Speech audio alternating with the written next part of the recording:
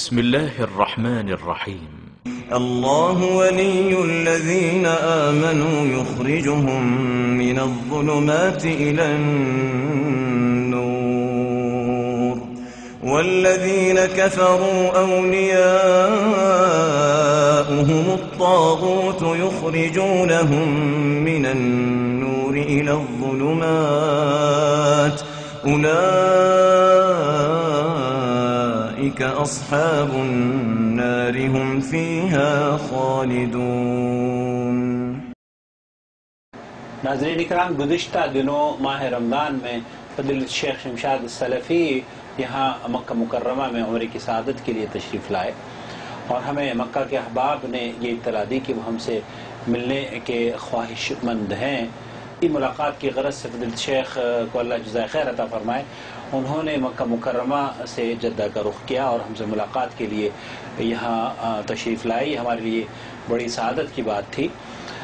بہرحال ہم نے ان سے جو مختصر سی گفتگو کی، اس گفتگو میں ہم نے صرف ایک سوال ان سے کیا کہ آپ نے جو حنفی مذہب کے خلاف محاذ آرائی کی ہوئی ہے اس کی وجہ کیا ہے، اور اس کے بعد جو محاذ آرائی آپ نے کھولی ہے، جو محاذ آپ نے کھولا ہے، اس کے رد عمل میں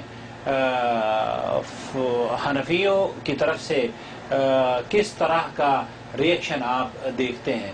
صرف اس سوال کو لے کر انہوں نے جو جوابات مفصل جواب عطا کیے وہ ہم آپ کی خدمت میں پیش کرنے کی سعادت حاصل کر رہے ہیں۔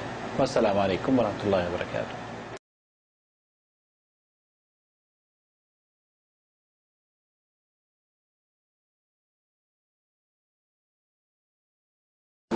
فضیلت شیخ شمشاد سلفی صاحب، السلام علیکم ورحمۃ اللہ وبرکاتہ۔ وعلیکم السلام ورحمۃ اللہ وبرکاتہ۔ بلد الحرمین شریفین میں ہم آپ کا خیر مقدم کرتے ہیں، دعا کر رہے ہیں کہ اللہ رب العالمین آپ کے آنے کو قبول فرما لے، آپ کے عمرے اور سعی کو، اور جو صیام اور قیام کی نعمتوں سے اللہ رب العالمین نے آپ کو نوازا ہے، اللہ رب العالمین آپ کے تمام اعمال کو شرف قبولیت عطا فرمائے، آمین۔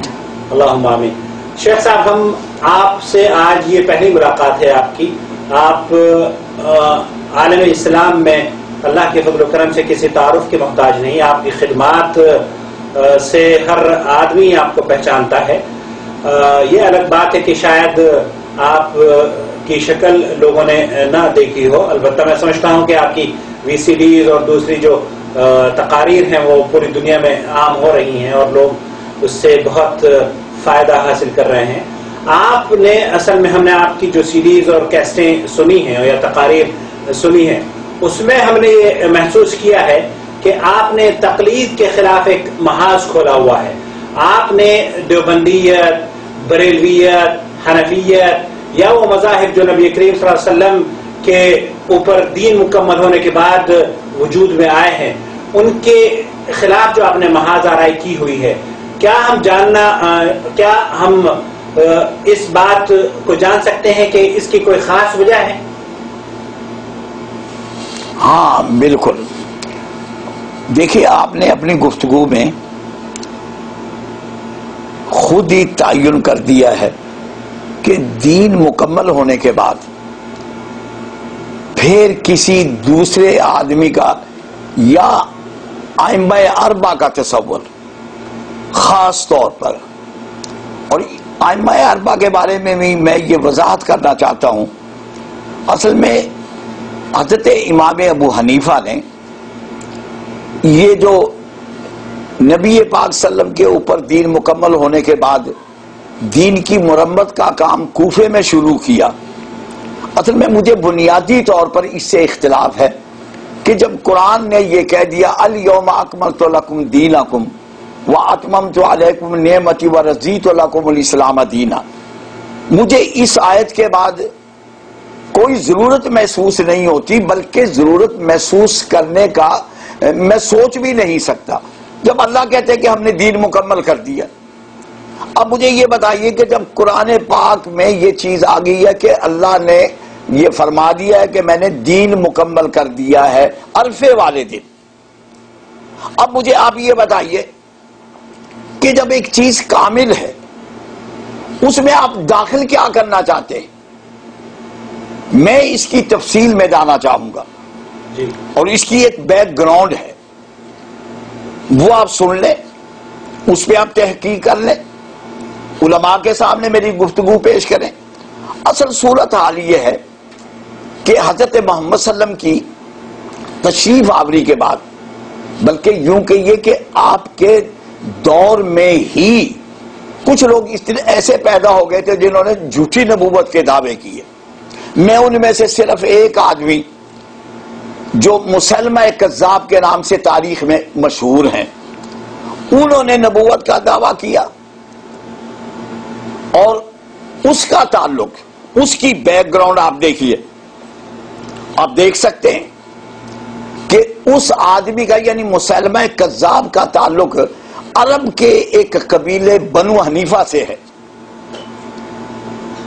اب یہ جب اس طرف ہمیں نام ملا ابو حنیفہ کا، اور تاریخ میں ہمیں نام ملتا ہے بنو حنیفہ کا، لیکن امام ابو حنیفہ کا نام، میں بڑے وثوق سے یہ بات کہوں گا کہ آج تک کوئی شخص امام ابو حنیفہ یعنی لفظ ابو حنیفہ کی صحیح تسلی بخش یعنی معقول توضیح آج تک کوئی نہیں کر سکا۔ لیکن اس کا پس منظر ہے، میں مسلمہ کذاب کے بارے میں یہ بات کہوں گا کہ اگرچہ اس نے اسلام کے مقابلے میں ایک متوازی نبوت کا آغاز کیا اور اس نے باقاعدہ اپنی جماعت بنائی، گویا کہ اس نے اپنے پیروکار پیدا کیے، لیکن ہوا کیا؟ چونکہ اس نے اپنے آپ کو نبی شو کیا اور اس نے دعویٰ کیا، جناب حضرت صدیق اکبر کے زمانے میں اس کے خلاف باقاعدہ لشکر کشی ہوئی اور مسلمہ کذاب کو قتل کر دیا گیا۔ یہی سلسلہ چلتا رہا، اور یہ سلسلہ کتنی دیر چلا آپ اندازہ کر لیں کہ جناب حضرت امام ابو حنیفہ سن 80 میں پیدا ہوئے۔ سن 80 میں پیدا ہونے کے بعد آپ یہ دیکھیے کہ انہوں نے کوفے میں بیٹھ کے ایک پروگرام شروع کیا۔ میں اس سلسلے میں ایک کتاب کا حوالہ آپ کو دینا چاہتا ہوں کہ ایک کتاب جس کا نام ضعفاء اکیلی ہے، یا اسی طرح دیگر کتابوں میں بھی ہے، لیکن میں اسی کو بنیاد بناؤں گا کہ امام ابو حنیفہ نے کچھ چند اور کوفیوں کے ساتھ حضرت حماد بن ابی سلیمان جو کہ امام ابو حنیفہ کے استاد ہیں، پہلے تو انہوں نے کوشش کی دوسرے لوگوں سے کہ آپ ارجاء کے مسئلے میں ہماری رہنمائی کریں، لیکن کوفے کے چند آدمیوں کے پاس یہ لوگ گئے اور بلکہ انہوں نے ایک چندہ بھی کیا ہوا تھا، انہوں نے اس رقم کی ان کو پیشکش بھی کی کہ آپ یہ رقم لے لیں اور آپ ارجاء کے مسئلے میں ہماری امامت یعنی رہنمائی کریں۔ انہوں نے انکار کر دیا اور امام ابو حنیفہ کی اس دعوت کو قبول نہیں کیا، لیکن جب یہ لوگ حضرت حماد بن ابی سلیمان کے پاس گئے، حضرت حماد نے ان کی دعوت کو قبول کیا اور ارجاء کے مسئلے میں حماد بن ابی سلیمان ایک امام کے طور پر اٹھے۔ امام ابو حنیفہ نے ارجاء کی بنیاد یعنی بتوسط حماد بن ابی سلیمان کوفے میں رکھی۔ اس کا نتیجہ کیا ہے؟ امام صاحب کے افکار کیا ہیں؟ امام صاحب چاہتے کیا ہیں؟ وہ ساری دنیا کو معلوم ہے۔ آج اس وقت پوری دنیا میں کتابیں موجود ہیں۔ آپ امام ابو حنیفہ کا ایک بنیادی نظریہ دیکھیے کہ قیاسی مسائل، بالکل قیاسی، یعنی امام ابو حنیفہ کو یہ کہا جاتا ہے کہ وہ عالم تھے ما لم